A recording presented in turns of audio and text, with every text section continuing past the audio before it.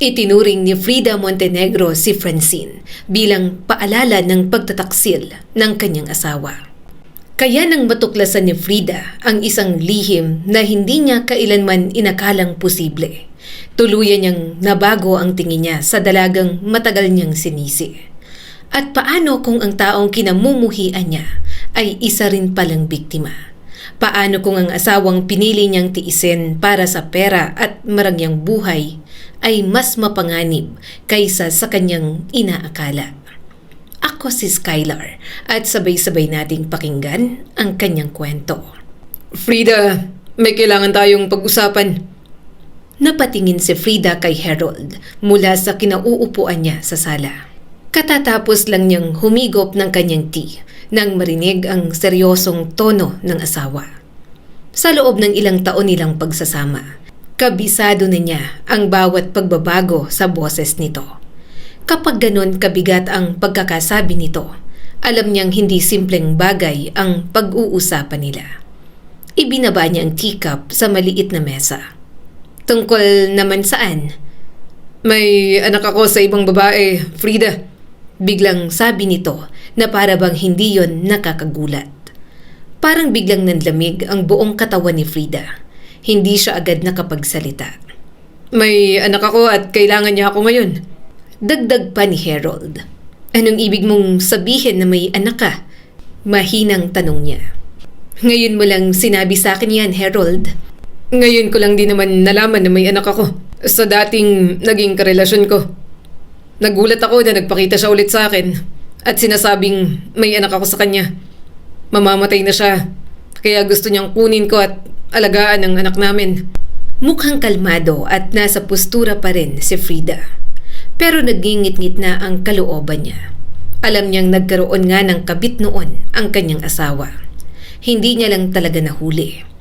Napatawad na kita sa nagawa mo noon. Pinalagpas ko ang pangbababae mo. Bakit nagawa mo pang anakan?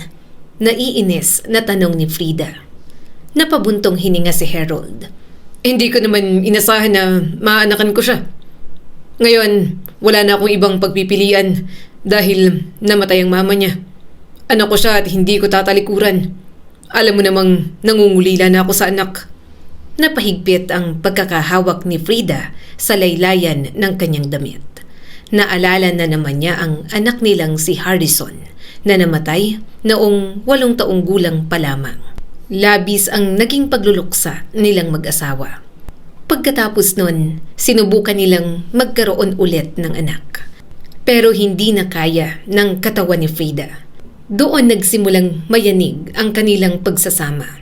Doon na rin nagsimula ang mga pangbababae at pananakit sa kanya ni Harold. Subalit nakuha niya pa ring patawarin dahil mahal niya ito at ayaw iwan ang yaman na natatamasa niya. Hindi na naman ulit ng babae at nanakit sa Harold kaya binigyan niya ulit ng pagkakataon. Huminga ng malalim ang mister niya. Pinapaalam ko lang sa'yo. Pumayag ka man o hindi, dito na titira ang anak ko. Parang may kumurot sa dibdib niya. Ano pa bang magagawa ni Frida? Sa bahay na yon, palaging ang asawa niya ang batas. Anong pangalan niya? Tanong ni Frida. Ilang taon na siya? Sinagot naman siya ng kanyang asawa. Francine ang pangalan ng anak ko. 14 years old na siya. Gusto kong bigyan mo siya ng pagkakataon. Mawawalan na siya ng ina. Kaya kapag nandito na siya, ituring mo na lang din na parang sayo. Napatingin siya sa asawa. Muntik na siyang matawa. Kung makapag-utos ang asawa niya, para bang madaling maging ina sa isang batang naging anak ng kabit nito. Harold, hindi ko alam kung kaya ko yung sinasabi mo, saad ni Frida. Tumaas ang mga kilay ni Harold. Hindi kita pipilitin na mahalin siya agad. Pero kailangan mong makisama sa kanya. Anak ko siya, kaya may karapatan siya rito. Wag na wag mo siyang pag-iinitan. Oo na at anak ko siya sa ibang babae pero walang kasalanan ng bata. Hindi na sumagot si Frida. Walang kasalanan si Francine sa mga ginawa ng ama at ina nito. Pero hindi yon nangangahulugang madali para sa kanya. Lumipas ang mga linggo at mga buwan. Dumating na nga si Francine sa kanila. Nasa sala si Frida ng sandaling yon. Nang marinig niya ang pagbukas ng main door, napatingin siya roon at nakita si Harold na unang pumasok. Kasunod nito ang isang dalagita. Mahaba ang buhok, may maamong mukha at maingat ang kilos habang hawak ang bag.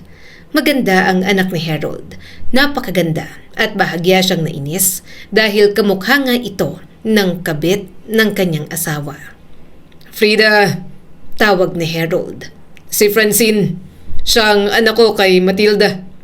Lumapit ang dalagita sa kanya at nahihiyang bumati. Good afternoon po. Tumango na lamang si Frida. Magandang hapon. Ngumiti si Francine ng kaunti. Ang ganda po pala ng bahay ninyo. Sabi ni Papa, dito na raw po ako titira. Napalunok si Frida. Hindi niya gusto ang pagtawag nito kay Harold ng Papa. Wala pa man itong ginagawa. Naiinis na siya ng sobra. Halika na anak. Ihahatid na kita sa magiging kwarto mo. Malambing na sabi nito kay Francine. Tumango naman ang dalagita at humawak sa braso ng ama. Papa, salamat po ulit ha. Mahinang tumawa si Harold. Ano ka ba naman? Kanina ka pa nagpapasalamat. Simula ngayon, sa akin ka na. Dito ka natitira. Anak kita at ngayong wala na ang mama mo. Ako na ang magmamahal at mag-aalaga sa'yo. Napairap na lang siya. Siguro bukod sa anak ng kabit si Francine, naiinis din talaga si Frida dahil wala na silang anak ni Harold. Naiinggit siya. Kung hindi lang sana namatay si Harrison, sana ay may anak din na tumatawag sa kanya ng mama. Bigla niya tuloy na-miss ang anak. Pagsapit ng gabi, sabay-sabay silang kumain. Umupo si Frida sa kanyang karaniwang pwesto.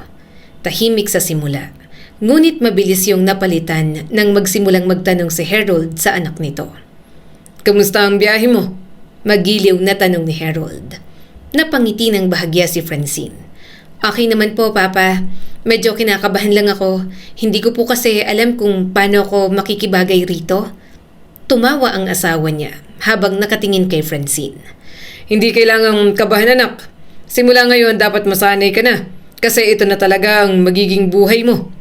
Napatingin si Frida sa dalawa. Hindi niya maiwasang makaramdam ng pait. Matagal nang hindi ganon ang asawa niya sa kanilang bahay. Mula nang mamatay si Harrison, nagbago si Harold. Pareho silang nagluksa, ngunit sa paglipas ng mga taon, natutunan ni Frida na may mga bagay na hindi kailanman bumabalik sa dati. Ngayon, nakikita niyang muli ang lambing sa mga mata ng asawa para sa isang anak. Lambing na matagal na niyang hindi nakikita dahil hindi niya na nga ito nabigyan ng anak pagkatapos ni Harrison. Masarap po ang pagkain, sabi ni Francine. Kayo po bang nagluto? Napatingin ito kay Frida. Oo, ako. Ang sarap po talaga, Tita Frida. Mahilig po ako magluto. Baka pwede po kitang tulungan minsan sa kusina. Hindi agad sumagot si Frida. Ayaw niya na mukhang nakikipaglapit si Francine sa kanya. Hindi ako madalas magluto. Saka lang kapag sinipag ako. May mga kasambahay naman tayo kaya huwag ka nang kumilos sa kusina. Malamig na sagot ni Frida. Napayuko si Francine. Mukhang naramdaman agad ang pagiging mailap niya. Okay po. Nagkatinginan silang mag-asawa. Tinaasan niya ng kilay si Harold. Bata sa bahay na yon ang mister niya. Pero may mga bagay pa rin talaga na hindi nito kayang ipilit.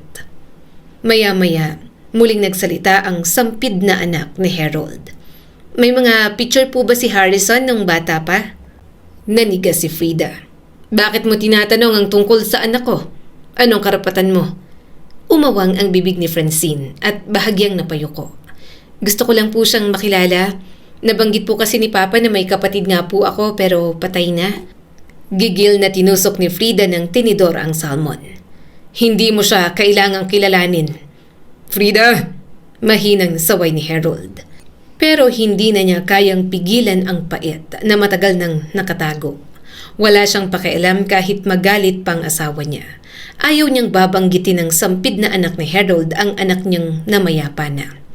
Hindi mo siya kapatid. Pagpapatuloy ni Frida. Hindi mo siya nakasama.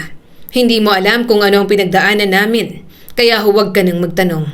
Kung gusto mong maging mabait ako sa'yo, huwag kang gumawa ng mga ikakadismay ako. Bahagyang namula ang mukha ni Francine sa pagkapahiya. Pasensya na po, bahagyang umirap si Frida. Hindi niya gustong maging kontrabida sa harap ng isang dalagita na wala namang ginawa sa kanya. Pero sa bawat tingin niya kay Francine, hindi bata ang nakikita niya.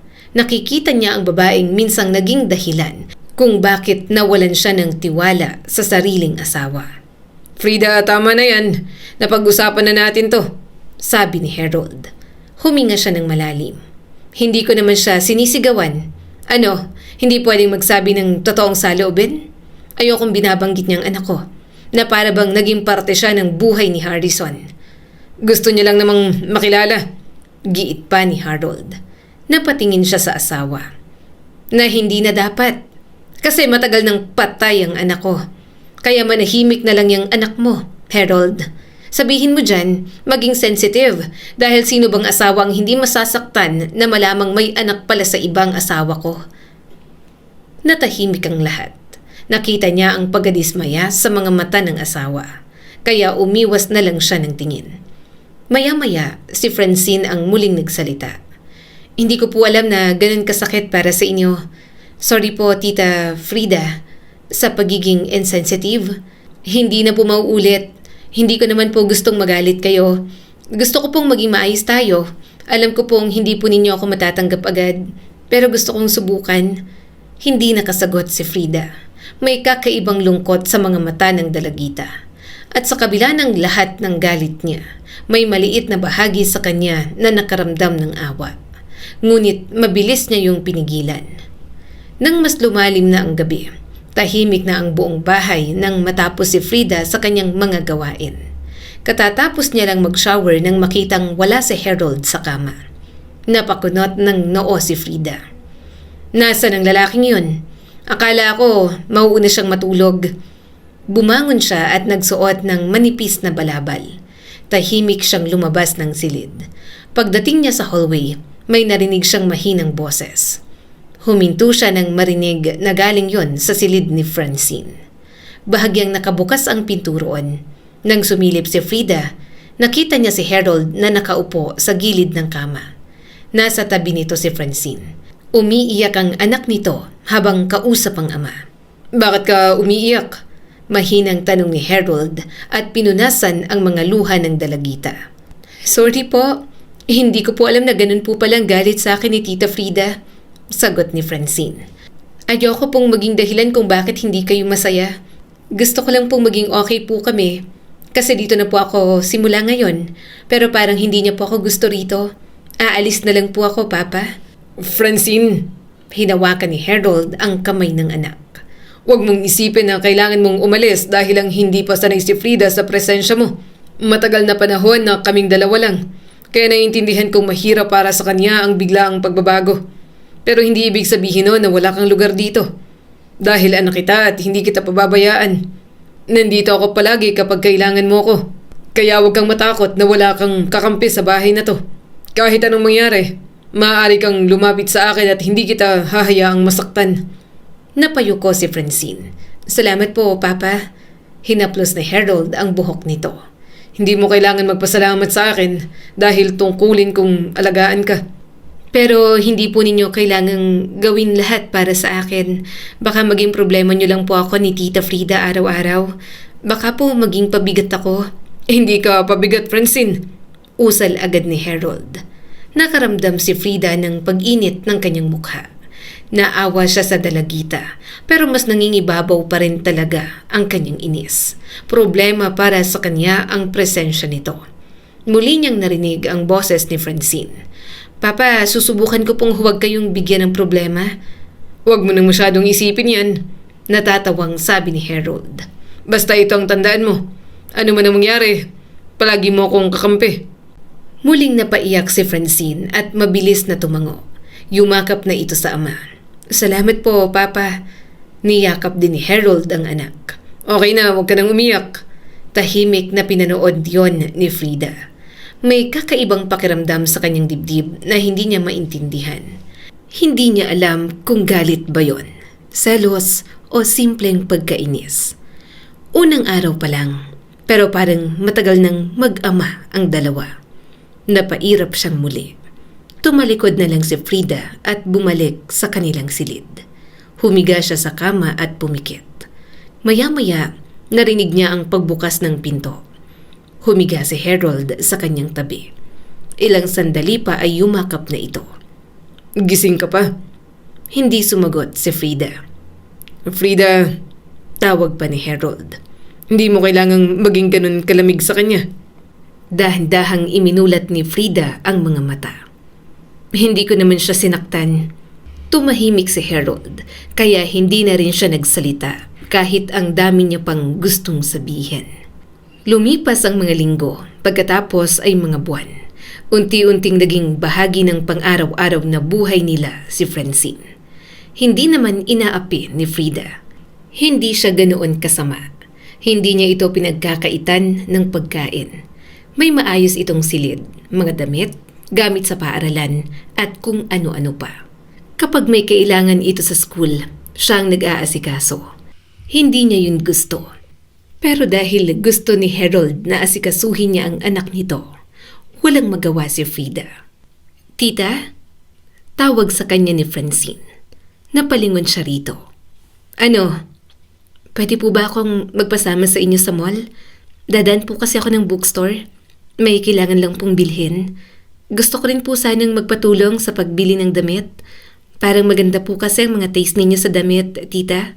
At hindi ko pa po kasi masyadong kabisado rito. Baka maligaw po ako. Sa tono pa lang ni Francine, damang-dama niya na gusto nitong makipaglapit sa kanya. Gusto nitong maging maayos ang relasyon nila. Gayunpaman, nanatili siyang matigas dito. Napabuntong hininga si Frida. Bakit? Sabihin mo sa driver na samahan ka. Bakit ako pa? Napakagatlabi si Francine. Pero sabi po ni Papa, sa'yo raw po ako magpasama. Napabuntong hininga si Frida. Ano pa bang magagawa ko? Napangiti si Francine ng matamis. Salamat po. Napatingin si Frida sa dalagita. Hindi niya maintindihan kung bakit ganun ito kabait. Hindi ito palasagot at hindi humihingi ng sobra. Kung mas masama lang sana si Francine, baka mas madaling magmaldita sa anak ng dating kabit ng asawa niya. Samantala, kabaliktaran ni Frida si Harold. Kapag umuuwi ito, unang hinahanap si Francine. Nasaan si Francine? Bahagya siyang umirap. Nasa kwarto, nag-aaral. Pupunta agad si Harold sa silid ng anak. At madalas may dala itong regalo. Bagong bag, bagong sapatos, at kung ano-ano na sa tingin nitong magugustuhan ng anak. Hindi naman kasi sila magkatulad ni Francine. Si Frida bibilhin agad kung ano ang gusto niya. Pero si Francine, bilang na bilang lang sa daliri kung may bibilhin o ipapabili. Hindi ito maluho katulad niya. Isang hapon, narinig ni Frida ang tawanan ng mag-ama sa sala. Nang bumaba siya, nakita niyang may malaking kahon sa mesa. Ano yan? Tanong ni Frida. Napangiti si Harold. Para kay Francine, regalo ko. May bago na naman? Hindi pa ba sapat yung binili mo nung nakaraang buwan? Napatingin si Harold sa kanya. 14 na taon siyang hindi ko nakasama. Kaya kapag may pagkakataon, magbibigay ako ng mga regalo sa kanya. Huwag mo nang questionin, Frida. Hindi ko naman pinapakailaman ang pagiging gastador mo. Ikaw tong grabe kong makagastos. Napakahilig mo sa mga branded. Natahimik si Frida. Wala siyang maitugon kasi totoo naman. Hinawakan ni Francine ang braso ng ama. Papa, natawa naman si Harold at muling bumalik sa anak. Hayaan mo na yung si Frida. Sige na at buksan mo na ang regalo ko. Napailing na lang siya. Sa kanyang paningin, masyado nang nasasanay si Francine sa lahat ng gusto nito. Pero wala naman siyang magagawa. Pera naman yon ng asawa niya. Papa, ang mahal po nito. Sigurado po kayong sa akin to? Muling tumawa si Harold. Oo naman, sa'yo yan. Binili ko para sa'yo. Ngumiti si Francine at niyakap ang ama nito. Thank you, Papa. Hindi nagtagal, naging regular na rin ang pamamasyal ni Harold at Francine. Minsan ay kumakain ang mga ito sa labas. Namimili, wala sa bahay buong maghapon. Madalas siyang inaaya ng mga ito, pero ayaw niya talagang sumama. Sigurado kasing maiirita lang siya. Hindi ka na naman sasama? Tanong ni Harold. May pupuntahan kami ni Francine. Napangiti si Frida ng pilit. Hindi naman ako kailangan. Masayang-masaya ka na kabanding mo ang anak mo, 'di ba? Napailing ang kanyang asawa habang bidong botones ang polo. Kung gusto mong sumama, sumama ka. May lakad ako na akin. Bahala kayo sa buhay ninyo. Saad na lang ni Frida at tinapos ang pag-a-apply ng lotion sa balat. Nang umalis ang mag-ama, nanatili si Frida sa may bintana. Pinanood niya ang sasakyan hanggang sa tuluyang mawala sa paningin niya. Nag-iisang anak ni Harold si Francine. Naiinis siya na sobra nitong ini-spoil ang anak. Pero kahit gaano niya yon hindi gustuhin, wala siyang magagawa dahil si Francine ang anak ni Harold. 2 taon na ang lumipas. 16 years old na si Francine. Ganun pa rin ang pakikitungo ni Frida. Pero habang tumatagal, mas lalong lumalaki si Francine. 2 taon pa lang ang nagdaan, pero mas nagkaroon na ito ng hubog. Maayos ang pananamit at marunong nang pumili ng estilo nito. Kapansin-pansin din ang ganda ng anak ni Harold, kaya hindi siya nagtataka na maraming gustong manligaw dito. Sa mga social gathering, kapag sinasama nilang mag-asawa, madalas talagang mapansin si Francine dahil lutang na lutang ang ganda nito. Hanggang isang hapon, may isang binatilyong naghatid kay Francine sa bahay. Nakatayo si Frida sa may bintana nang makita niya ang sasakyan na huminto sa harap ng kanilang gate. Bumaba si Francine at may kasunod na binatilyo. Nagtawanan ang dalawa bago tuluyang naghiwalay. Napakunot noo si Frida. Ano yon? Mukhang nagpapaligaw ang anak ni Harold. Hindi pa man nakakalapit si Francine sa pinto, naghanda na siya. Pagpasok ng dalagita, agad itong sinalubong ni Frida. Sino yung naghatid sa'yo? Bumaha agad ang gulat sa mukha ni Francine. Si Nigel po, tita. Nigel, manliligaw mo. Halata ang kaba sa mukha nito. Tita, hindi ko po siya sinasagot. Hindi ko po ini-entertain. Napataas ang kilay ni Frida. Anong hindi ini-entertain? Mukha nga kayong close na close. Malinaw na malinaw. Nagpapahatid ka pa nga sa bahay, hindi ba? Nag-insist po kasi siya since malapit lang po ang village nila dito sa atin, tita. Saka gabi na po kasi, may sakit po si Kuya Arvin, kaya hindi niya po ako nasundo ngayon. Bahagyang ngumisi si Frida. Alam na alam niyang takot na takot itong malaman ni Harold yon. Bilin kasi ng kanyang asawa sa anak nito na wala munang boyfriend o kahit anong manliligaw. Walang pakikipagrelasyon hanggat hindi pa tapos sa pag-aaral. Alam mo namang ayaw ng papa mo na may nanliligaw sa'yo, paalala ni Frida. Tumango agad si Francine. Opo, si Nigel, sinubukan niya pong manligaw pero tinanggihan ko po talaga siya. Etong paghahatid niya po sa akin, last na po ito, tita. Napailing si Frida. Francine, wag mo akong utuin. 16 years old ka na. Alam mo na kung anong ibig sabihin kapag may binatang naghatid sa isang babae hanggang sa bahay. Tita, wala po talaga. Muli siyang ngumisi. Makakarating ito sa papa mo. Bakas ang takot sa mukha ni Francine. Tita, wag po. Please. Hindi po talaga ako nagpapaligaw kay Nigel. Binasted ko na po agad. Pero hindi niya ito pinakinggan. Nagkahanap siya ng butas, kaya sasabihin niya yon kay Harold. Makaganti naman sa inis na nararamdaman niya sa anak ng kabit ng kanyang asawa. Kinagabihan, hindi na nagdalawang isip si Frida. Pagkaupo ni Harold sa hapag, bago pa man sila tuluyang makapaghapunan, nagsalita na siya. May ginagawa ang anak mo na hindi mo alam. Napatingin si Harold sa kanya. Ano? Tumingin muna siya kay Francine na napayuko na lamang bago muling bumaling sa asawa. May binatilyong naghatid sa kanya kanina. Manliligaw niya. Tumatanggap ng manliligaw ang anak mo. Nagpapasaway na. Agad na patingin si Harold kay Francine. May nanliligaw sa'yo? Papa, hindi po. Hindi ko po siya sinasagot. Binasted ko na po. Kumunot ang noo ni Harold. Pero naghatid siya sa'yo. Opo, pero Francine, naiinis na bulalas ng asawa ni Frida. alam mong ayoko may boyfriend ka. Ilang beses ko nang ipinaliwanag sa'yo na bata ka pa at gusto ko mag-focus ka sa pag-aaral. Gusto kong makapagtapos ka muna bago ka pumasok sa isang relasyon. Hindi ko gustong magkaroon ka ng problema na hindi mo pa kayang harapin. Kaya sana igalang mo ang mga hangganang iniligay ko para sa'yo. Tumango agad si Francine at napakagatlabi. Opo, Papa. Sorry po. Pumayag lang po ako na ihatid ako ni Nigel kasi gabi na po at wala po si Kuya Arvin dahil may sakit siya. Nag-alok po siya na ihatid ako kaya tinanggap ko na po. Sorry po talaga. Nagsimula na lang kumain si Frida at sa loob-loob niya, hindi niya mapigilang matuwa.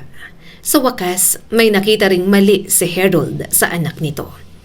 Grounded ka. Sabi ni Harold. Walang gala kapag weekend. Bahay at school lang muna. Walang paglabas kasama ang mga kaibigan mo. Napayuko si Francine. Opo, hindi napigilan ni Frida ang pag-angat ng gilid ng kanyang labi. Akala niya sa gabing yon, makakaramdam siya ng kaunting tagumpay. Ngunit kinabukasan, mabilis na nawala yon. Gabi na nang pumasok si Frida sa banyo. Nasa labas si Harold ng sandaling yon. Naiwan nito ang isang pares ng maruming damit sa tabi ng laundry hamper. Kukunin sana yun ni Frida nang may mapansin siyang nakausli mula sa bulsa ng pants. Isang puting piraso ng damit. Sandali siyang natigilan. Hinilan niya yon ng bahagya. Napakapit siya sa gilid ng hamper nang mapagtanto kung ano yon.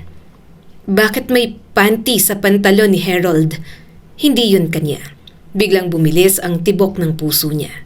Hindi na naman yon ang unang pagkakataon na nagkaroon siya ng dahilan para magduda. Pero matagal na rin kasi nang huli itong mambabae. Sakto naman bumukas ang pinto. Pumasok si Harold at nakita siya nito na hawak ang nakita niyang panty. Frida! Agad nitong kinuha yon mula sa kamay niya. Bakit mo hinahalongkat ang mga damit ko? Kaninong panty yan? Umiwas ito ng tingin. Hindi mahalaga. Huwag mo nang alamin. Natawa ng mapakla si Frida at umayos ng tayo. Hindi mahalaga? Paanong hindi ko aalamin? Ano, nang bababae ka na naman? Akala ko tapos ka na sa face na to. Ano na namang ginagawa mo, Harold? Kanino yan? Sino na naman ang babae mo? Hindi sumagot si Harold. Tinalikuran lang siya nito, pero mabilis siyang humarang. Mas lalo siyang naiinis sa pag-iwas ng kanyang asawa na pag-usapan yon. Tinatanong kita, Harold, kaninong panty na naman yan? Sino naman ang babae mo this time? Singhal ni Frida. Huwag mo nang alamin. Tumigil ka. Nangilid ang mga luha niya habang pinagmamasdan ng asawang nagtataksil na naman sa kanya. Ganun na lang palagi. Kapag nahuhuli kita, ayaw mong magsalita. Tapos ako ang masama kapag nagtatanong ako. Akala ko tumigil ka na. Ano? May bago ba? Inulit mo na naman. Lalong tumigas ang mukha ni Harold. Tumigil ka na. Wala kang karapatang magtanong sa bawat galaw ko. Asawa lang kita. Ako pa rin ang masusunod dito. Tandaan mo yan. Pero hindi ibig sabihin, magloloko ka na naman. Sabihin mo sa akin kung sino na naman ngayon ang... Hindi na niya natapos.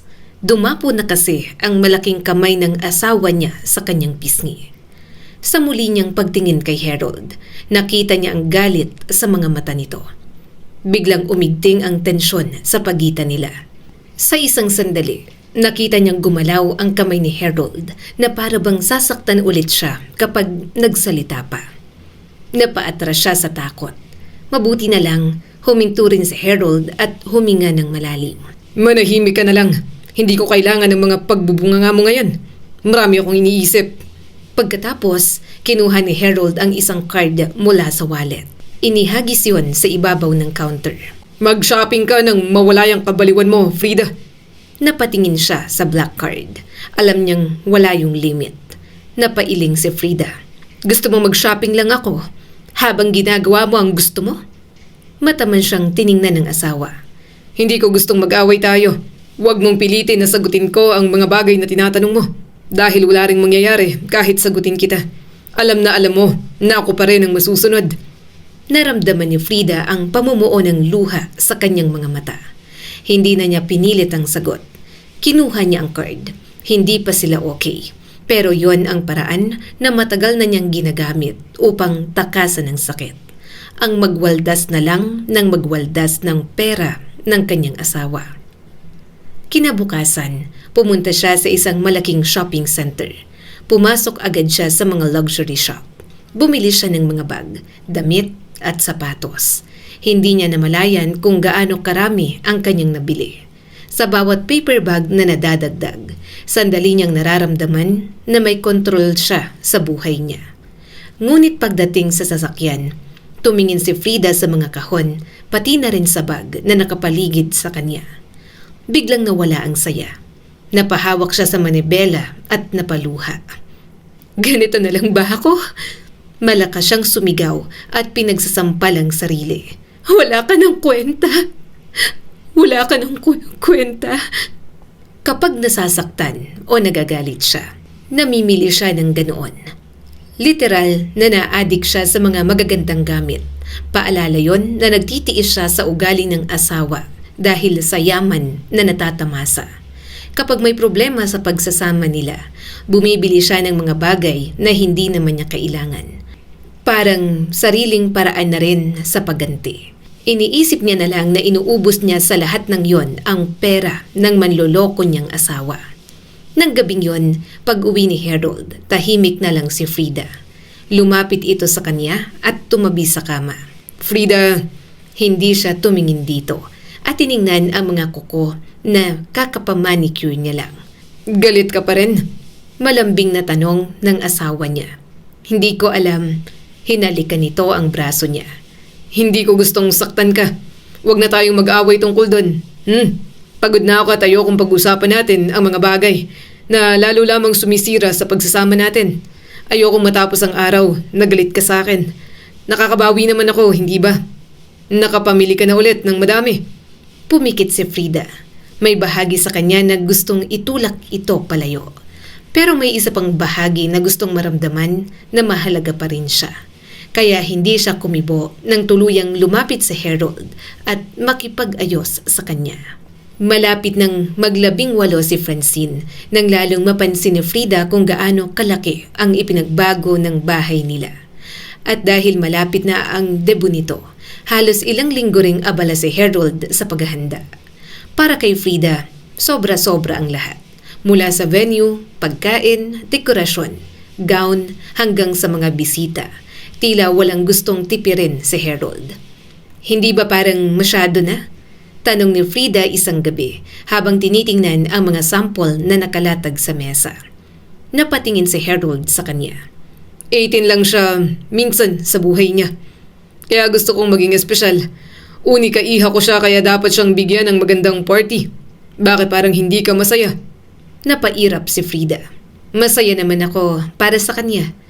Wala naman siyang galit kung magkaroon ng debut si Francine. Ang kinaiinisan niya ay ang paraan ng asawa niya na para bang kailangang ibigay ang buong mundo sa dalaga. Dumating ang gabi ng debut. Napakaganda ng venue. Napatingin si Frida sa paligid habang naglalakad sila. Sa gitna ng lahat, si Francine ang sentro ng atensyon. Maganda ang suot nitong gown at lahat ng bisita ay bumabati rito. Nakatayo si Harold sa tabi ng anak habang kinukuhanan ang mga ito ng litrato. Papa, okay na po. Isa pa, ang ganda-ganda mo, Francine. Mahinang tumawa si Francine.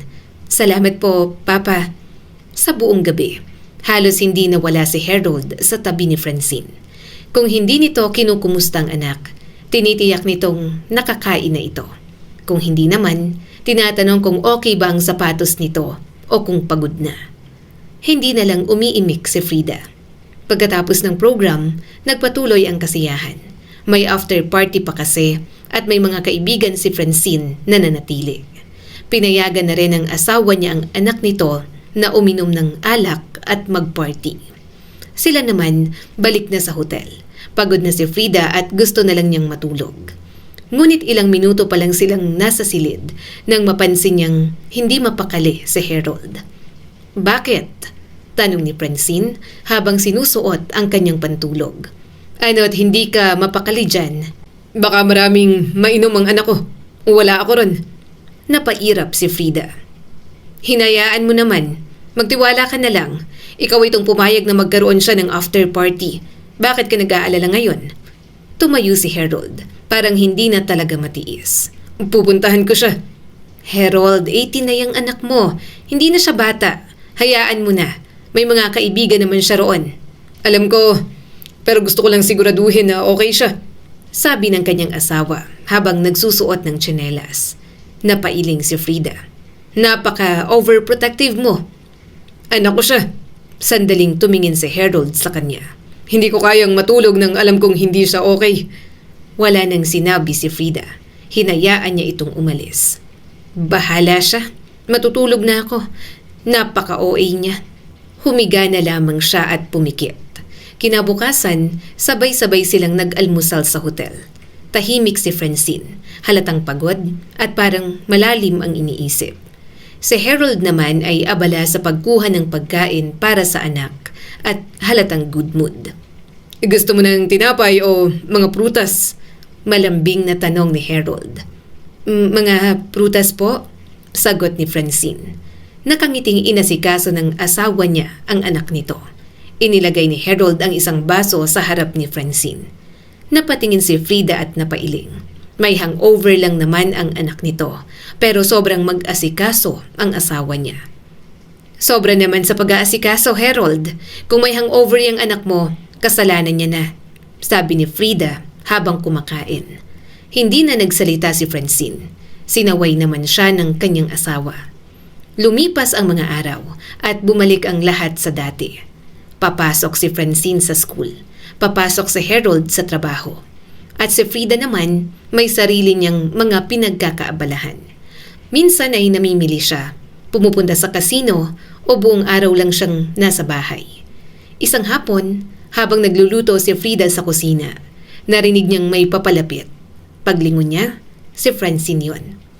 "Tita Frida?" "Ano?" masungit niyang tanong. Natigilan ang dalaga. Parang may gustong sabihin pero hindi maituloy. "Gusto ko lang po sanang..." Sa sobrang tagal, nagsalita na ulit si Frida. "Ano ba, may sasabihin ka ba? Inaaksaya mo ang oras ko." Parang lalong kinabahan si Francine. "Huwag na lang po." Napairap si Frida. "Kung may sasabihin ka, sabihin mo." Umiling na lang ang anak ni Harold. "Hindi ko na lang po sasabihin." Tumalikod na si Francine. Saglit naman siyang napatigil. May kakaibang pakiramdam si Frida. Parang may mahalagang bagay na gustong sabihin ang dalaga. Ngunit hindi niya yon pinag-isipan ng matagal. Hindi naman niya kailangang alamin ang lahat tungkol sa buhay nito. Anak pa rin ito ng kabit ng asawa niya. Kinagabihan, habang naglalakad si Frida sa hallway, narinig niya ang boses ni Harold mula sa silid ni Francine. "Francine, wag mo nang isipin yun." Malambing na sabi ni Harold habang hinahaplos ang buhok ng anak. "Hindi naman ibig sabihin na dahil gusto mo siya ay siya na ang tamang tao para sa'yo." Tahimik lang na umiiyak si Francine. "Yung crush mo na yon na si Rocco, may girlfriend na," sabi pa ni Harold. "Masakit yun, alam ko. Pero hindi ibig sabihin na kailangan mong sisihin ang sarili mo." Napakunat noo si Frida. Sino namang Rocco? Hanggang sa naalala niya yung pangalan ng anak ng isang matagal ng kaibigan ni Harold. "Hindi ko naman po alam na may girlfriend siya," mahinang sagot ni Francine. "Pero gusto ko po siya." "Lilipas din yan." Medyo may inis na sambit ni Harold. "Bata ka pa. Saka nandito naman ako. Sa akin ka magsabi kung may problema ka. May gustong ikwento. Sa akin ka dumipende. Ako lang ang maaasahan mo. Kasi papa mo ko." Napatingin si Frida sa bahagyang bukas na pinto. Hindi niya nakikita si Francine, ngunit naririnig niya ang boses nito. Nagpatuloy pa si Harold sa pag-comfort sa anak. "Hindi mo kailangan ng ibang lalaki. Hindi mo kailangan magmadali na magkaroon ng relasyon para lang masabing may taong nagmamahal sa'yo. Kapag nasasaktan ka, lumapit ka sa akin at pag-uusapan natin." Maya-maya, narinig niya ang paghikbi ni Francine. Salamat po, Papa. Halika rito. May marahang kaluskos at pagkatapos, nakita ni Frida sa siwang ng pinto ang pagyakap ni Harold sa anak. Napailing na lang siya. Palagi na lang. Sa bawat problema ni Francine, si Harold ang unang hinahanap nito. At sa bawat pagkakataon, si Harold naman ang unang tumatakbo rito. Tumalikod na lang siya at naglakad palayo. Lumipas ang mga taon mula sa dalagitang unang dumating sa kanilang bahay. Unti-unting naging isang ganap na babae si Francine. Natapos nito ang kolehiyo, nagkaroon ng sariling trabaho, nagkaroon ng mga bagong kaibigan. Isang gabi, habang naghahapunan sila, napansin niyang tahimik si Francine. Anong ginagawa mo sa trabaho mo ngayon? Tanong ni Harold. May bagong project po kami. Marketing campaign po. Sinong kasama mo? Tanong pa ni Harold. May lalaki ba ron? Sumagot naman agad si Francine. Team po namin, marami pong lalaki. 3 lang po kaming babae. Malakas na napabuntong hininga si Harold. Francine, matanda ka na. Gusto ko lang malaman kung sino ang mga taong nakapaligid sa'yo. Alam kong hindi lahat ng tao ay may mabuting intensyon. May mga lalaking mapagpanggap na kaibigan. Pero may ibang gusto pala. Ayoko mapunta ka sa sitwasyong pagsisisihan mo. Kaya huwag kang masyadong makipaglapit sa mga lalaking yan. Napatingin si Frida sa plato. Hindi niya kasi maintindihan. Nung bata pa si Francine, naiintindihan niya ang pagiging mapagmatsyag ni Harold sa anak. Ngunit ngayon, nasa tamang edad na ang dalaga para gumawa ng sarili nitong desisyon.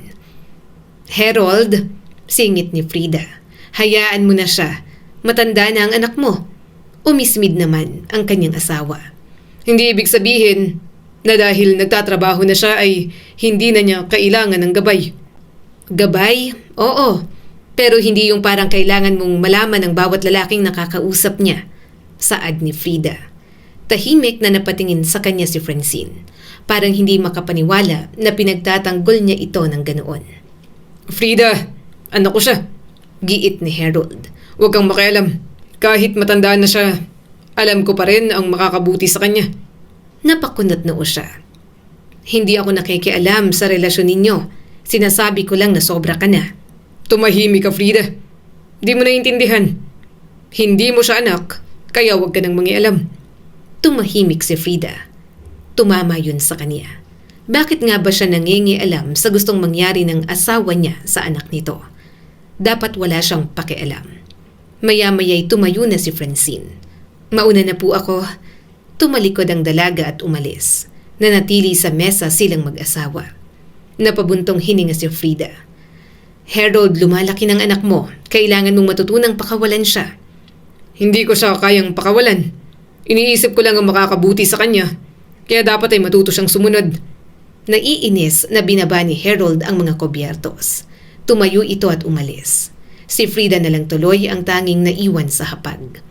Kinagabihan, nagising siya na wala si Harold sa kanilang silid. Kahit nag-aaway sila, karaniwan ay pareho pa rin silang natutulog sa iisang kwarto. Nasa na naman yon? Sa huli, bumangon na si Frida. Bubuksan na sana niya ang pinto nang biglang bumukas yon mula sa labas. Napatigil siya nang makita si Harold na nakapantulog pa rin. Saan ka nagpunta? Tanong ni Frida.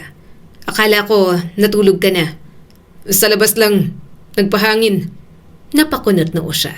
Ganitong oras? Oo, marami akong iniisip. Mukhang kalmado ang asawa niya at humiga na lang sa kama.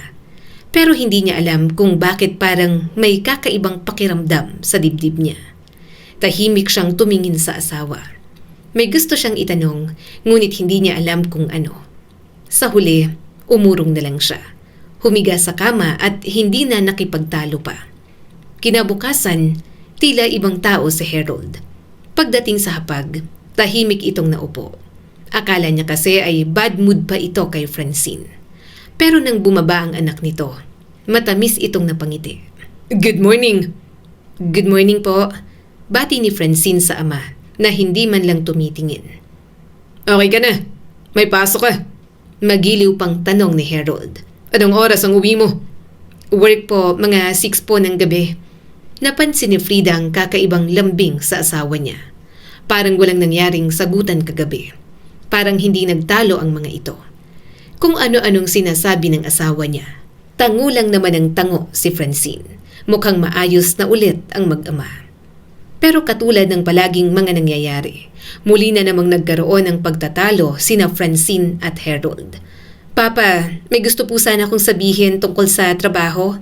May nag-offer po sa akin ng position sa isang company sa ibang city, saad ni Francine.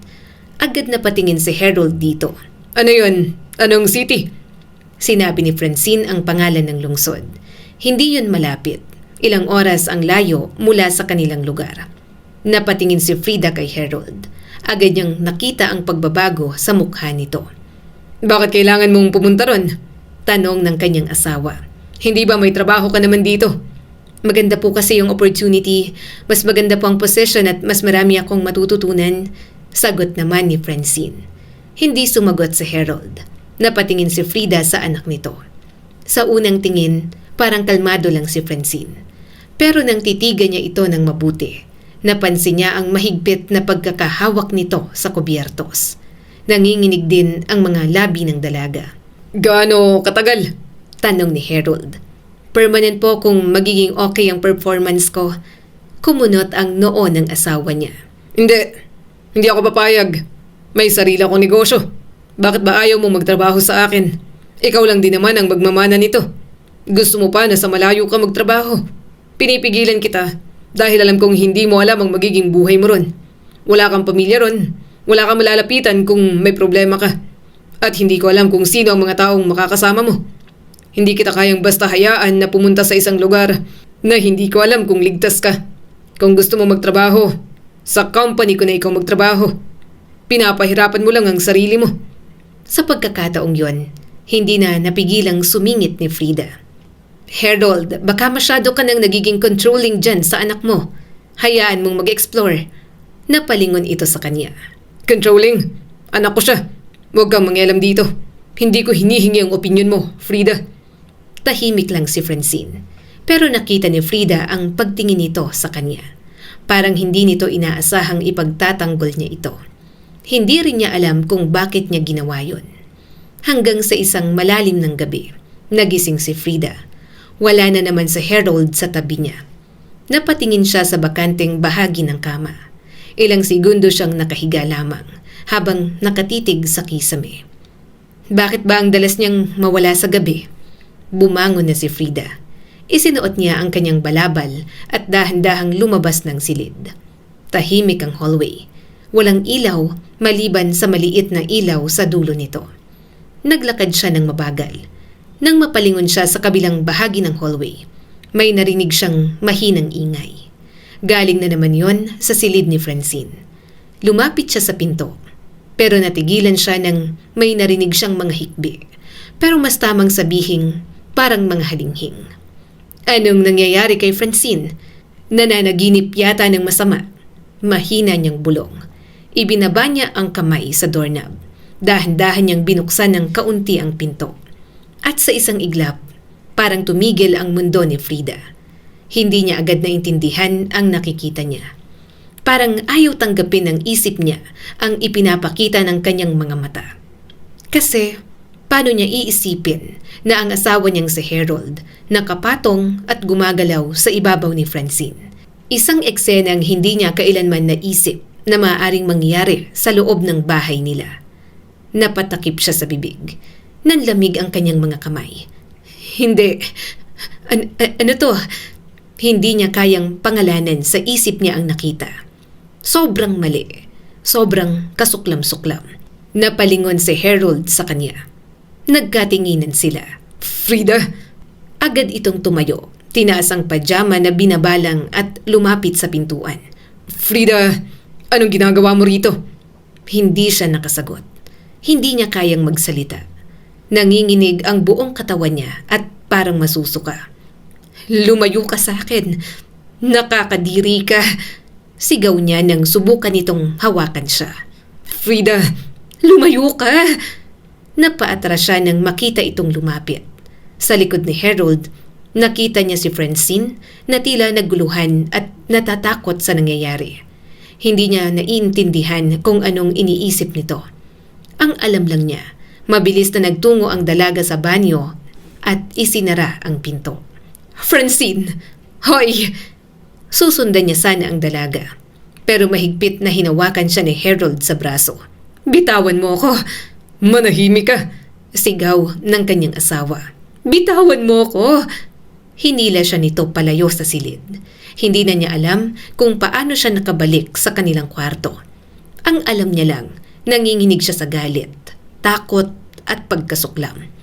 Nang tuluyang maisara ni Harold ang pinto ng kanilang silid, hinarap niya ito. "Paano mo nagawa yun? Si Francine? Ang baboy ninyong dalawa. Ano yun? Sa anak mo? Paano mo nagawa yun kay Francine?" Frida, ibaba mong boses mo. Maririnig ka ng mga kasambahay. Tumawa siya ng mapakla. "Hindi. Bakit? Nahihiya ka? Dapat malaman nila ng baboy-baboy mo. Anak mo yun. Nasusuka ako sa'yo.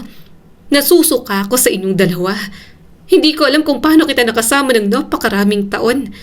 Hindi ko alam kung paano kita natingnan sa mata araw-araw. Paano mo nagawang gawin yun sa isang taong tinawag mong anak?" Hindi ko tunay na anak si Francine. Mariing sambit ni Harold. Natigilan siya sa pagsasalita. Hinihingal siya habang nakatingin dito. Hindi niya maintindihan. Gulong-gulo na ang utak niya. Anong sinasabi mo?" Naluluhang tanong ni Frida. Nalaman ko 1 taon matapos ko siyang dalhin dito. Hindi ko siya totoong anak. Nalaman ko nang ipa-DNA test ko. Nagsinungaling sa akin ang nanay niya. Umiling siya ng paulit-ulit. Kaya naman pala nasisikmura nito na gumawa ng ganoon kay Francine. Hindi pala nito anak si Francine. Subalit hindi pa rin tama yon. Lalo na at sobrang layo ng agwat ng edad ng mga ito. Asawa niya si Harold at alam ng lahat na mag-ama ang dalawa. "Kung ganun, bakit hindi mo sinabi sa akin?" Namumuhing tanong ni Frida. "Bakit mo itinago sa akin? Ano, para mapalaki mo at magawa mong babae mo? Nakakadiri pa rin, Harold. Alam mo bang buong buhay ko inakala kong anak mo siya? Alam kong hindi ko siya minahal bilang anak ko. Pero alam kong ganun ang relasyon ninyo. Akala ko ikaw ang ama niya. Akala ko siyang anak mo sa babaeng yun. At ngayon, sasabihin mong matagal mo nang alam na hindi pala. Mas masahol pa tong ginawa mo kaysa magkaroon ka ng anak sa labas." Nanlabo ang paningin niya dahil sa luha. Napahawak siya sa ulo. Hindi niya alam kung alin ang mas masakit. "Bakit mo siya kinupko pa rin?" Tinulak niya ang asawa. Hinagip niya ang vase at agad yung binasag. "Nakakasuka ka. Hindi ko alam kung anong iniisip mo, Harold. Pero kahit hindi mo siya tunay na anak, lumaki siyang tinatawag kang papa. Para sa kanya, ikaw ang ama niya. O ano yon? Alam niya rin ba to? At ano? Plano niyang maging kabit mo habang buhay?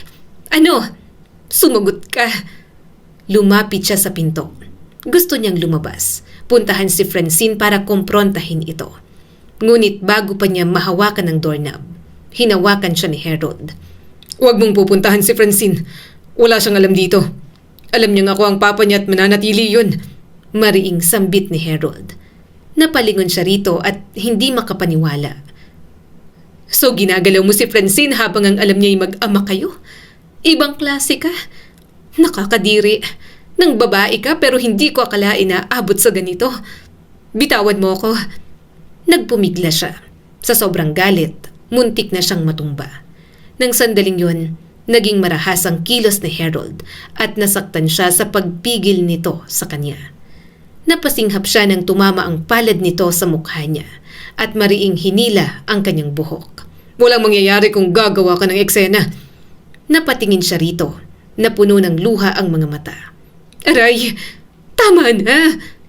"Hindi kita gustong saktan kaya wag mo kong sagadin, Frida." Mas lalo itong lumapit at mahigpit na hinawakan ng mukha niya. "Makinig ka sa akin. Wala kang nakita ngayong gabi. Babalik ka sa dati mong buhay. Mag-shopping ka, mag-casino ka. Wala akong pakialam. Magpanggap ka na walang nakita. Anak ko si Francine at ama niya ako." "Hindi ko kayang gawin yon." Gagawin mo. Mariing sabi ng asawa niya at mas lalong hinila ang kanyang buhok. Hindi mo siya lalapitan kung may gagawin ka lang na hindi maganda. Hindi mo siya sasaktan. Hindi mo siya sisigawan. Hindi mo siya pagsasalitaan ng masama. At higit sa lahat, huwag mong subukang gumawa ng kahit ano na ikagagalit ko. Naintindihan mo ba? Inihampas siya ni Harold sa pader. Nang tuluyang lumabas ang asawa ng silid, nanatili si Frida sa may pader. Hindi siya makagalaw habang umiiyak. Nakatitig lang siya sa pintong kakasara lamang. Sa loob ng maraming taon, inisip niyang si Francine ang pinakamalaking sugat na dumating sa kanilang pagsasama. Ngayon, napagtanto niyang mali siya. Hindi si Francine ang problema. Ang tunay na problema ay ang taong pinili niyang pagkatiwalaan sa loob ng napakaraming taon. Hindi na alam ni Frida kung paano niya nakaya sa mga nagdaang araw. Matapos niyang matuklasan ang sekreto ni Harold, hindi na muling bumalik sa dati ang lahat. Sa bawat pagkakataong nakikita niya ang asawa at si Francine, naaalala niya ang gabing yun. Nang hindi na kinaya ni Frida, isang umaga, lihim siyang nagtungo sa istasyon ng pulis. Hindi siya sigurado kung ano ang eksaktong sasabihin. Ang alam lang niya, kailangan niyang magsumbong. Kailangan niyang may makaalam. Gusto kong magsumbong tungkol sa asawa ko, sabi niya habang nakaupo sa harap ng opisyal. May ginawang masama ang asawa ko sa isang taong nasa bahay namin, si Francine. Ano ang relasyon niya sa asawa ninyo? Parang ang hirap sagutin at nakakahiya. Pero sa bandang huli, sinabi niya pa rin. Anak niya. Pinagsamantalahan ng asawa ko ang anak niya. Napatingin sa kanya ang opisyal at bakas ang gulat. Sigurado po kayo sa sinasabi ninyo? Oo, sigurado ako. Mabilis niyang ikinuwento ang nalalaman niya. Pero sa totoo lang, hindi niya alam kung gusto ba yon ni Francine o pinilit lang.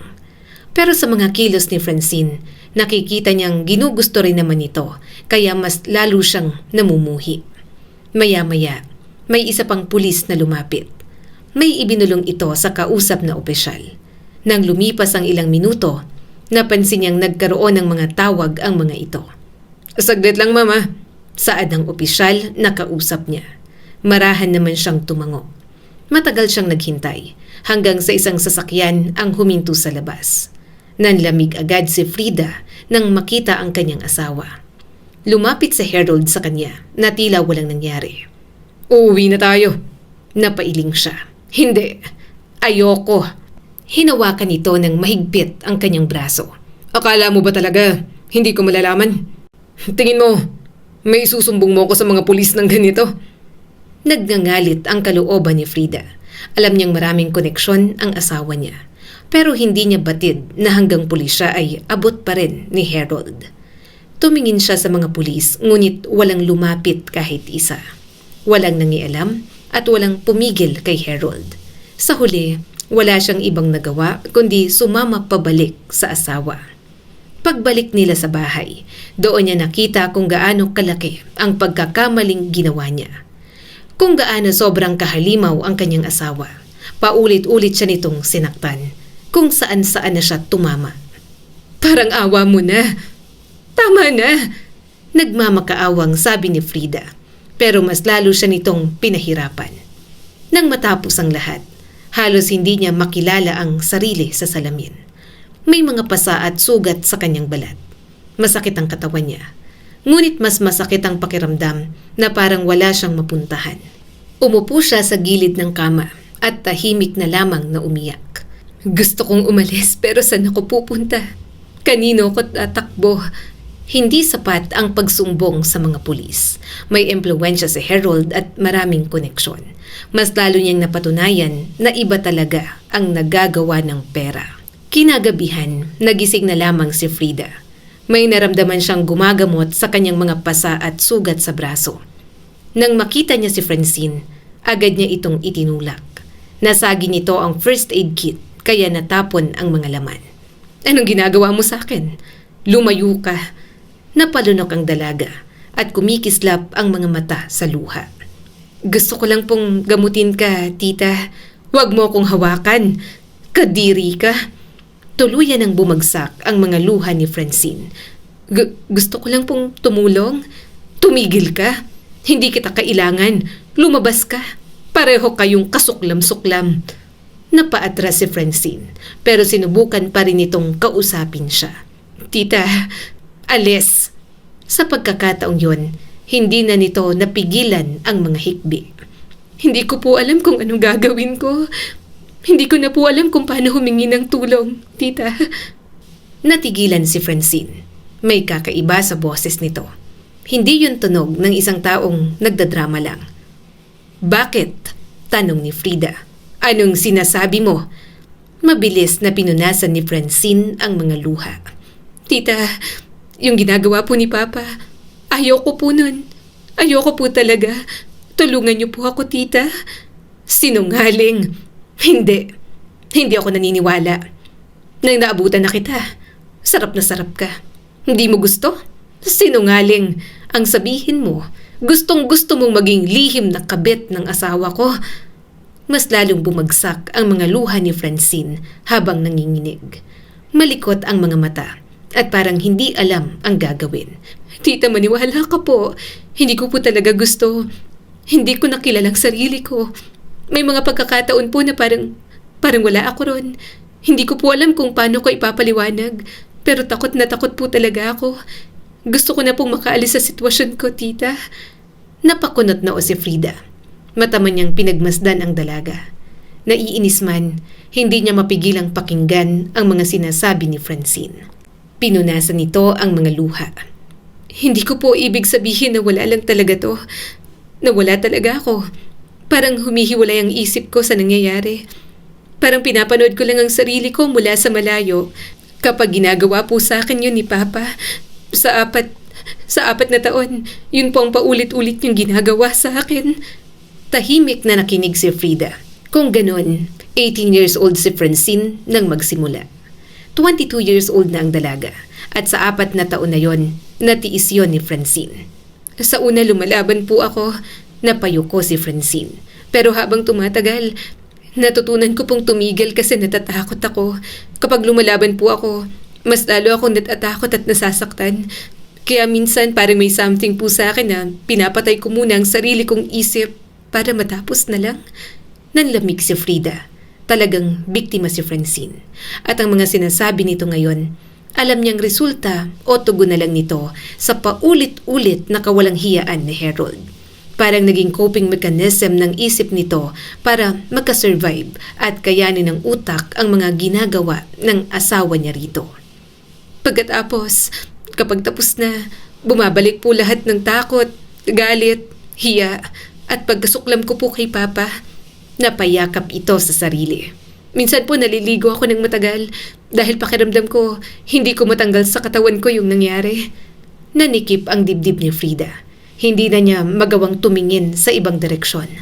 Bakit hindi ka nagsabi? Napailing si Francine. Tita, ayaw mo sa akin at bantay po ako ni Papa sa lahat. Nagtiwala po ako. Ramdam ko pong mahal ako ni Papa. Pero hindi ko po lubos maisip na magagawa niya po sa akin na anak niya. Nanlaki ang mga mata niya. Napagtanto niyang hindi alam ni Francine.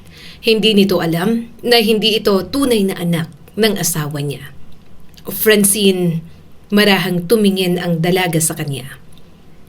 Mula nung debo ko, dun po nagsimula. Nagalit po siya at pinatigil ang after party. Tapos nang dalhin niya po ako sa hotel room ko, doon na po nagsimula. Paulit-ulit na. Tulala na lang po ako pagkatapos nun. Hindi ko po alam ang gagawin ko. Kapag may sinasabi po si Papa, natatakot po ako. Minsan napapanatag. Hindi ko po talaga alam. Naniga si Frida nang maalala ang mga nangyari noong debut. Malinaw na minanipula ka ni Harold. Kaya ba gusto mong magtrabaho sa malayo para makatakas? Tumango agad si Francine. Gustong-gusto ko na pong umalis dito. Pero kahit ano pong gawin ko, parang kaya pong gumawa ng paraan ni Papa. Nanikip ang dibdib ni Frida. Parehong-pareho pala sila ng sitwasyon. Hindi man pareho ang kanilang mga karanasan.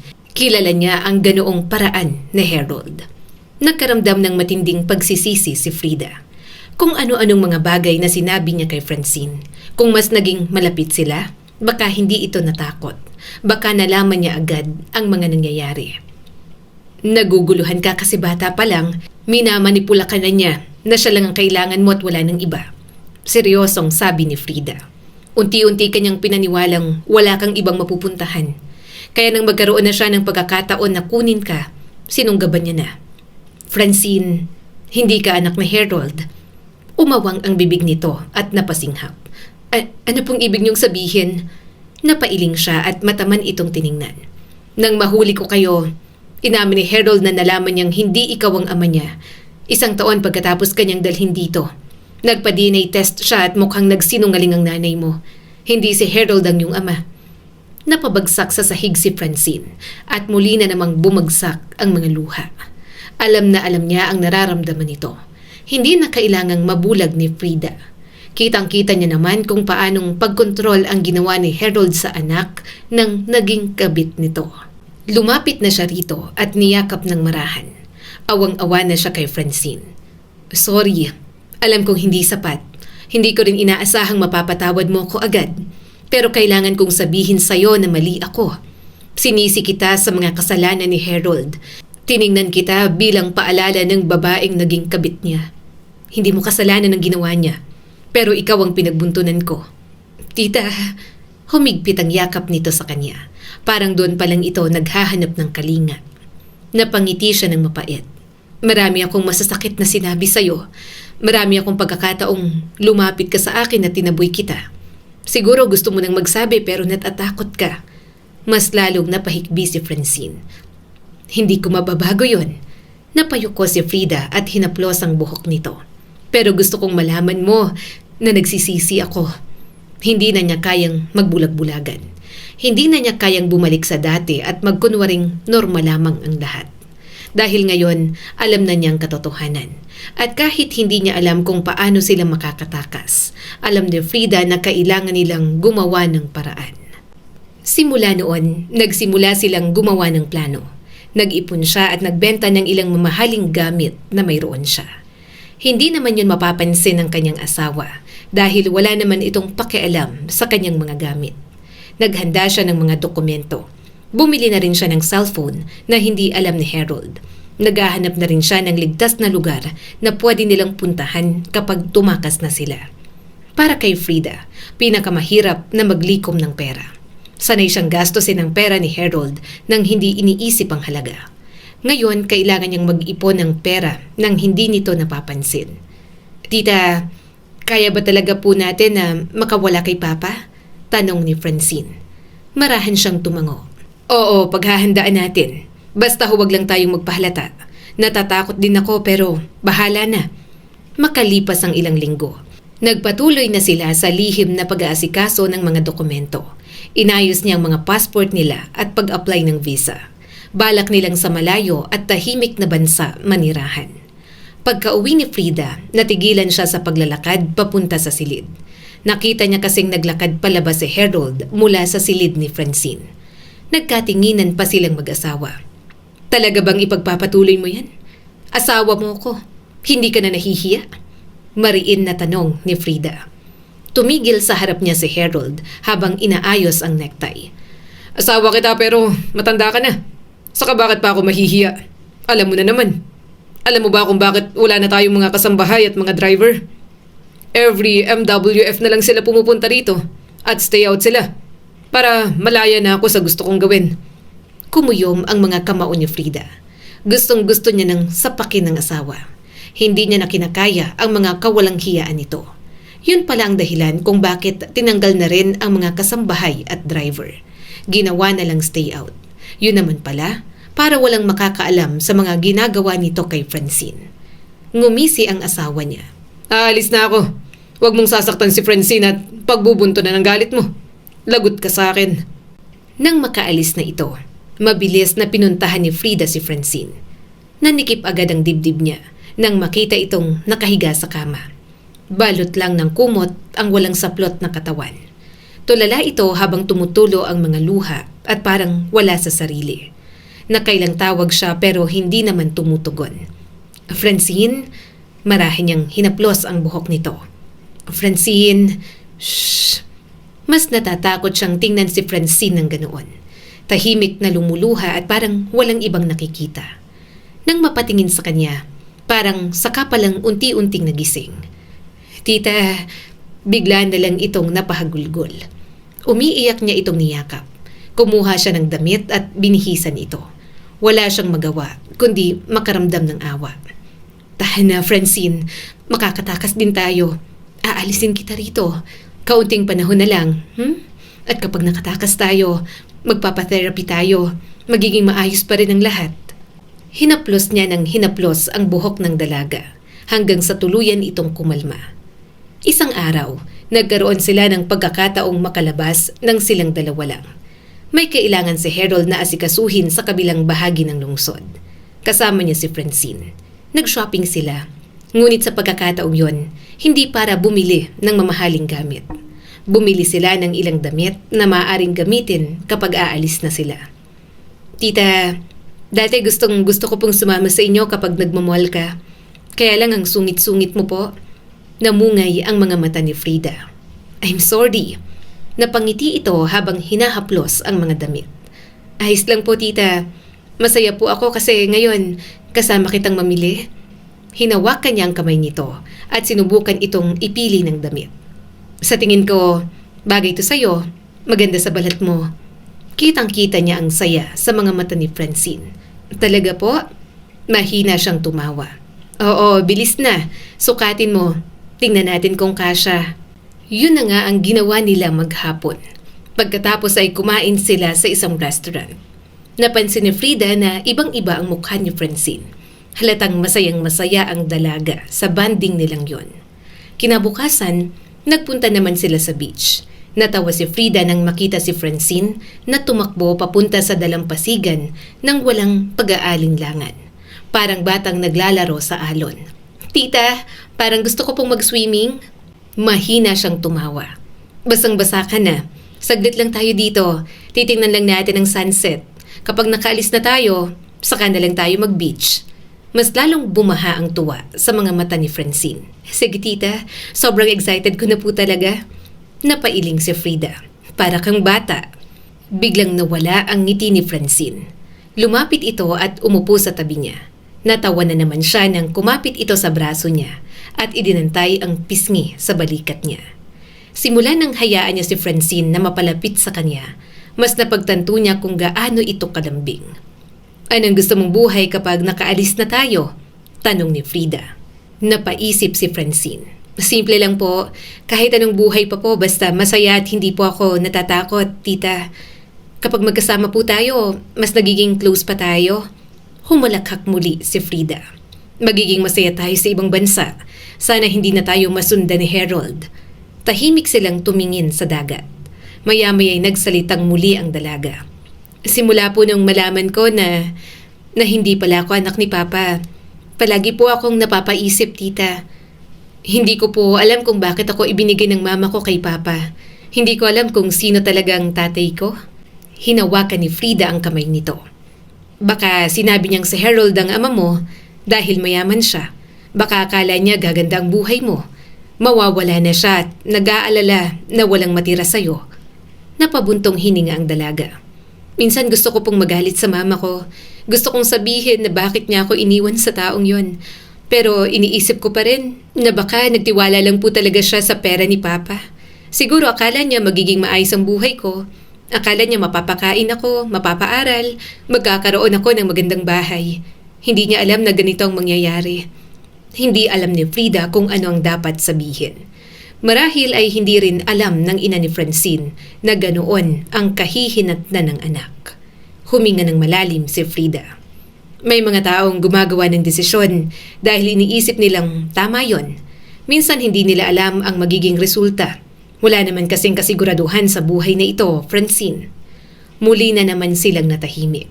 Pareho nilang ninanamnam ang kapayapaan na dulot ng dagat at paglubog ng araw. Pagkaraan ng ilang sandali, nagsalita si Frida. Francine, pwede mo akong tawaging mama. Nanlaki ang mga mata ng dalaga at agad na napatunghay. Ano po? Hindi ko hinihingi na kalimutan mo ang tunay mong ina. Mabilis niyang dagdag. Hindi ko rin gustong palitan siya. Pero kung gusto mo, pwede mo akong tawaging mama. Nangingilid ang luha sa mga mata ni Francine. Sigurado po kayo? Tumango si Frida. Oo naman, simula ngayon, pamilya na tayo. Tahimik na nakatingin si Francine sa kanya. Maya-maya'y napahikbi na ang dalaga. Mama, isang salita lamang, ngunit parang may gumapang na init sa dibdib ni Frida. Napahawak siya sa kanyang bibig at naiyak na lang din. Mama, ulit ni Francine. Lumapit siya at mahigpit na niyakap ang dalaga. Niyakap din siya pabalik ni Francine. Pareho silang umiyak ng sandaling yon. Tataka siya kasama si Francine. At sa unang pagkakataon, hindi niya gustong bumalik sa marangyang buhay na ibinigay ng isang lalaking walang hiya. Ang gusto niya na lang, simple at tahimik na buhay para sa kanilang mag-ina. Pero pagka-uwi nila, nagulat na lang sila na naghihintay sa kanila si Harold. At parang binuhusan ng malamig na tubig si Frida nang makitang hawak ni Harold ang mga dokumentong matagal niyang pinaghandaan. Para saan to? Malamig na tanong ng kanyang asawa. Hindi sumagot si Frida. Nilagay niya sa kanyang likod si Francine. Tumaas ang mga kilay ni Harold at tumayo. Tinatanong kita kung para saan ang mga to. At kailan pa kayo naging close ng anak ko? Aalis kayo. May bala kayong takasan ako. Oo, pasigaw niyang sagot. Aalis kami. Matagal siyang tinitigan ng asawa. Parang hindi nito matanggap ang narinig. Hindi kayo aalis. Sino may sabing pumapayag ako? Lahat ng meron kayo, galing sa akin. Bahay na to, pera, sasakyan, mga ari-arian. Lahat. Mama, ramdam niya ang panginginig ni Francine. Nalingon niya ang dalaga. Francine, kunin mo ang mga gamit mo. Nanlaki ang mga mata nito. Ngayon na po?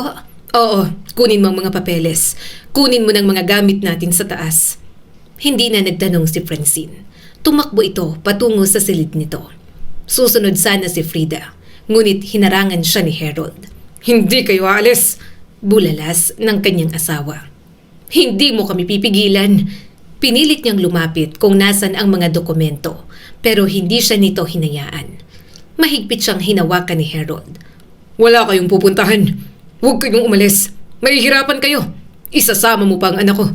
Mas gugustuhin naming mahirapan kesa manatili rito. Mabilis na bumalik si Francine, dala ang mga gamit na inihanda nila.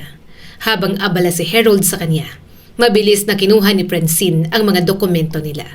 Francine, tara! Malakas niyang sigaw at agad na lumayo mula kay Harold. Ngunit bago pa sila makalakad, humarang na si Harold. Walang aalis. Nagdilim ang mukha nito.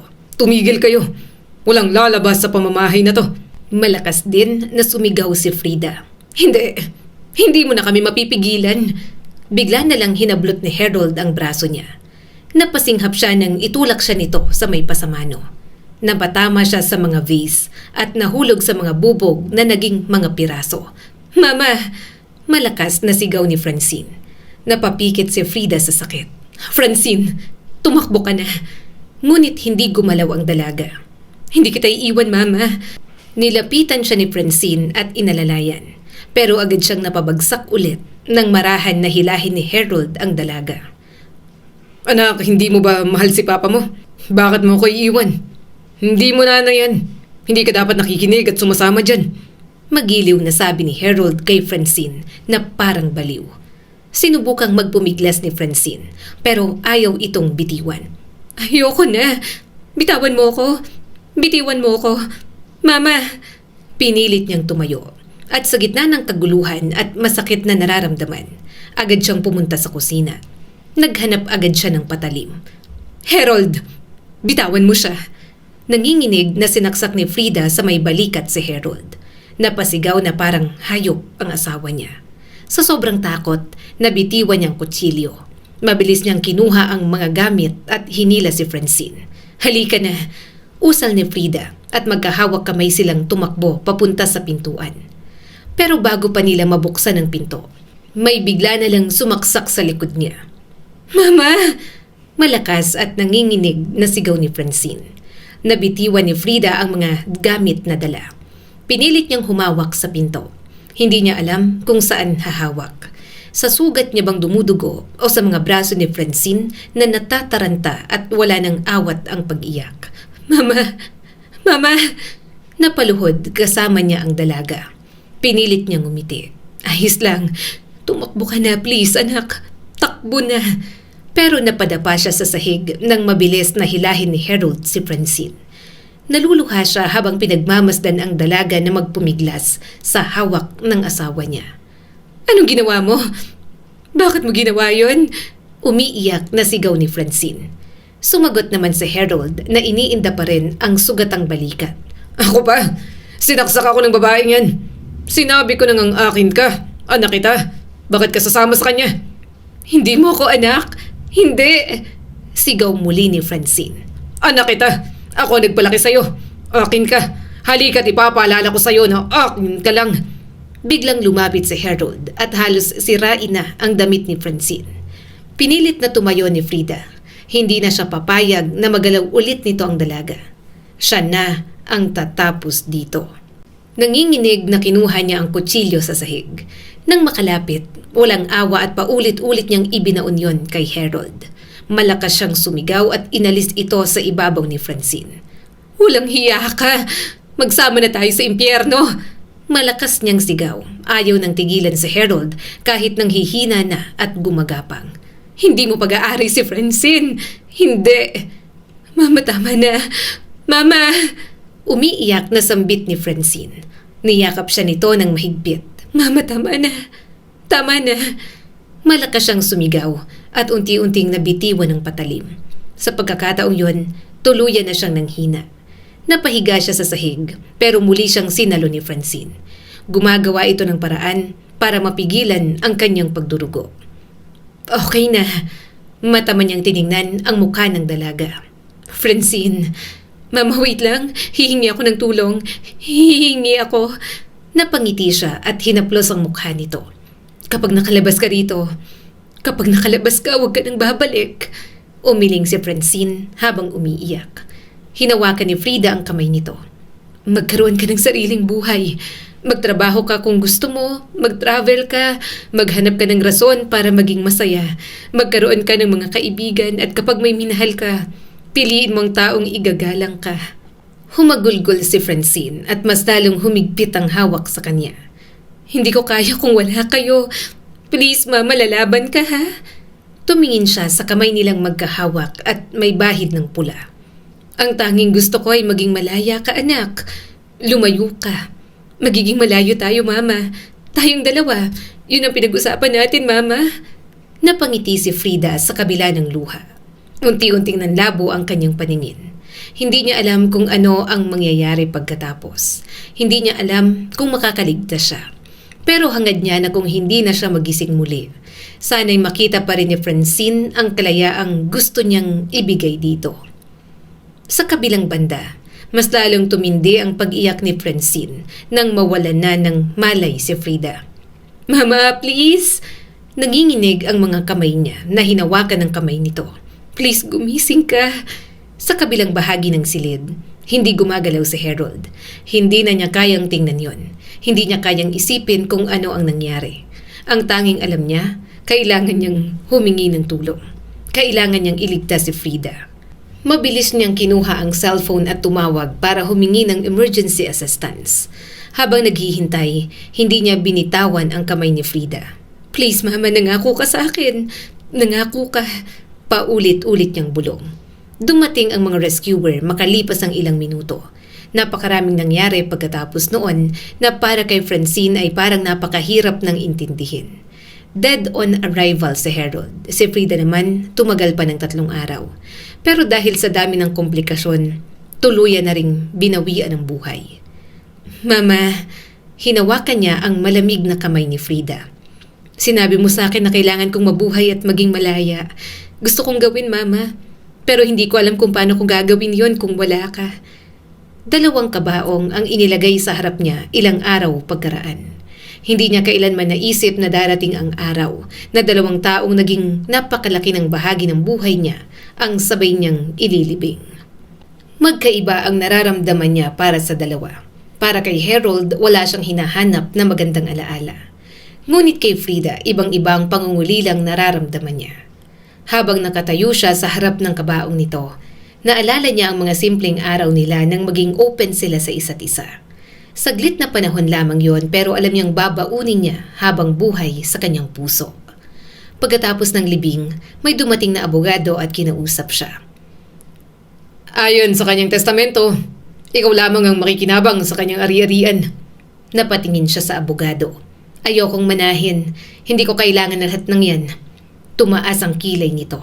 Kung ganon, anong balak mo sa mga ari-ariang iniwan sa'yo? Napatingin si Francine sa bintana. Naisip niya si Frida. Naging alipin ito ng pera, kaya nahirapang makawala noon kay Harold. Gusto kong ibigay ang halos lahat sa mga orphanage at charities. Hindi niya kailangan ng mga bahay, kotse, lupain o kahit na ano na magpapaalala kay Harold. May maliit silang ipon ni Frida. Yun ang pinili niyang dalhin. Yun ang gusto niyang gamitin. Pagdating sa ibang bansa, halos hindi siya nakapagsalita. Tahimik lang siyang nakatingin sa maliit na apartment na matagal nilang pinangarap ni Frida. Ibinaba niya ang bag, umupo sa sahig at doon muling umiyak. Nandito na ako. Magiging masaya na ako, Mama. 3 taon nang lumipas, hindi naging madali ang lahat. May mga gabing nagigising pa rin siya dahil sa mga bangungot. Ngunit natuto siyang humingi ng tulong. Nag-undergo siya sa mga therapy. Unti-unti niyang natutunang hindi niya kasalanan ang nangyari. Unti-unti rin niyang natutunang ang kanyang mga naging reaksyon noon ay mga paraan ng kanyang isip upang mabuhay. Nagkaroon siya ng trabaho, nagkaroon ng mga kaibigan, at higit sa lahat, nagkaroon siya ng sariling buhay. May isang tao din na naging mahalaga sa kanya. Si Daniel na sobrang bait at naiintindihan ang kanyang nakaraan. Why are you so quiet? Tanong niya rito. Ngumiti ang kanyang boyfriend. Because I have something for you. Mahina siyang tumawa at pinagmasdan ang mga mata nitong kulay asul. Another gift? Inilagay nito sa harap niya ang isang pasquare na nakabalot sa wrapper. Maingat niya yung binuksan. At nang makita niya ang laman, biglang nanikip ang kanyang dibdib. Isang painting yon na may 3 mukha. Siya, ang tunay niyang ina at si Frida. Magkakatabi sila sa iisang frame, parang isang pamilyang hindi kailanman pinaghiwalay ng panahon. Daniel, marahan siyang niyakap ng kanyang boyfriend. I know they are important to you. I wanted you to have something that reminded you of both of them.